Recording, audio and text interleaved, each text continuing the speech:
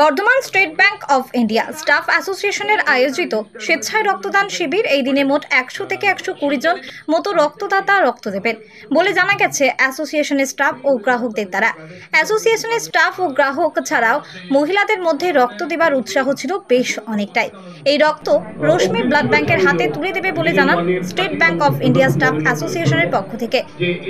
State bank of অ্যাসোসিয়েশনের পক্ষ থেকে সারা বছরে বিভিন্ন সামাজিক কাজকর্ম করে থাকেন বলে জানান এই দিন উপস্থিত ছিলেন general secretary Bengal circle Sudip Dutta ও সমগ্র শীর্ষ নেতৃত্ব কমরেড সুপ্রিয় চৌধুরী এবং গৌতম ব্যানার্জি সহ বিভিন্ন সম্মানীয় ব্যক্তিগণ।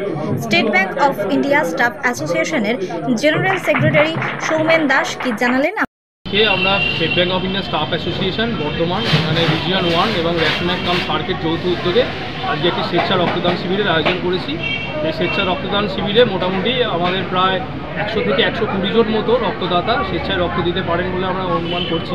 এখনও অবধি 60 জন রক্ত দিয়েছেন এবং আরও অনেক রক্তদাতা উপস্থিত রয়েছেন, তারা রক্ত দেবেন। আমরা state bank of India staff association একটি শতবর্ষ প্রাচীন সংগঠন। আমরা ট্রেড ইউনিয়ন করি এবং আমাদের সামাজিক দায়িত্ব এবং কর্তব্যবোধের থেকেই আমরা এই রক্তদান শিবিরের আয়োজন করে থাকি।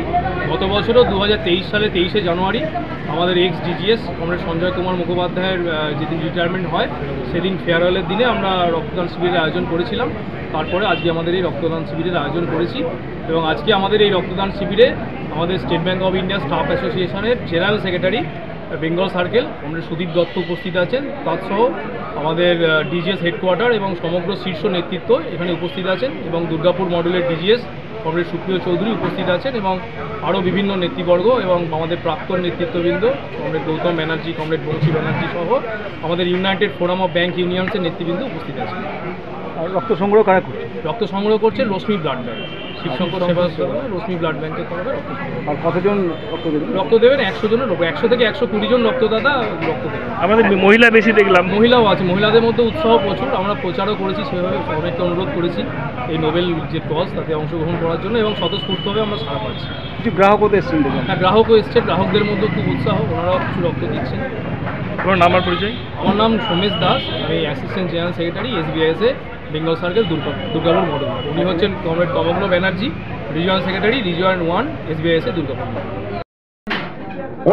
অনেকটা সময় লেগেছে, প্রায় 300 বছর লেগেছে, প্রায় 250 বছর লেগেছে ঠিকঠাকভাবে human two human blood transfusion করার জন্য। আপনারা হয়তো অনেকেই যারা একটু পুরনো দিন, এখনকার সিনেমাতে খুব একটা আসে না, একটু যারা পুরনো তারা হয়তো জানবেন যে আগে এগুলো হিন্দি সিনেমাতে খুব চল ছিল, পাশাপাশি শুয়ে অমিতাভ বচ্চন, বিনোদ খান্না সম্ভবত খুন পাসিনা একে অন্যকে রক্ত দিচ্ছে, এটাই মাধ্যম ছিল, এইভাবেই দেওয়া হতো। এইভাবে কেন দেওয়া হতো এবং আজকে এই প্রক্রিয়াতে আমরা কিভাবে এসেছি, এর মাঝে একটু অন্য ঘটনাক্রম আছে। ব্লাড স্টোর করা যেত না, তার কারণ ব্লাডকে স্টোর করা যেত না। সেই ব্লাড স্টোর করার প্রক্রিয়া পরবর্তীকালে আছে। তার আগে আসে হচ্ছে group determination, negative positive factor, RH factor determination, এর আবিষ্কার, এটা ডিটারমিনেশন প্রক্রিয়াও যখন আসে, তারপরে আসে কি করে স্টোর করা যায়। নাহলে যেটা সিনেমায় আমরা দেখেছিলাম সেই ধরনের প্রক্রিয়াই চলতো, কিন্তু পরবর্তীকালে তখন স্টোর করা গেল, তখন ব্লাড ডোনেশনের এই প্রক্রিয়া শুরু হলো। এই ব্লাড ডোনেশনের প্রক্রিয়া যখন শুরু হয় তখন ব্লাড ব্যাংক গঠিত হলো। তার সেই জন্যই ব্লাড ডোনেশন করে আমরা জমা রাখতে পারি। আজকে আপনারা যারা ব্লাড দিচ্ছেন, পামেলা বলেছে এখানে কতটা রক্ত দরকার এবং কতটা আমরা দিতে পারি।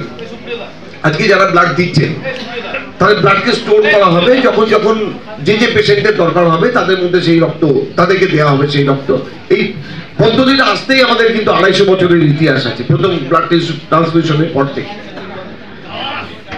ঘটনাক্রমে মনে পড়ে গেল যে আমাদের প্রথম ব্লাড ব্যাংক কিন্তু আমাদের দেশে প্রথম স্থাপিত হয়েছিল কলকাতাতে, 1932 সালে প্রথম স্থাপিত হয়।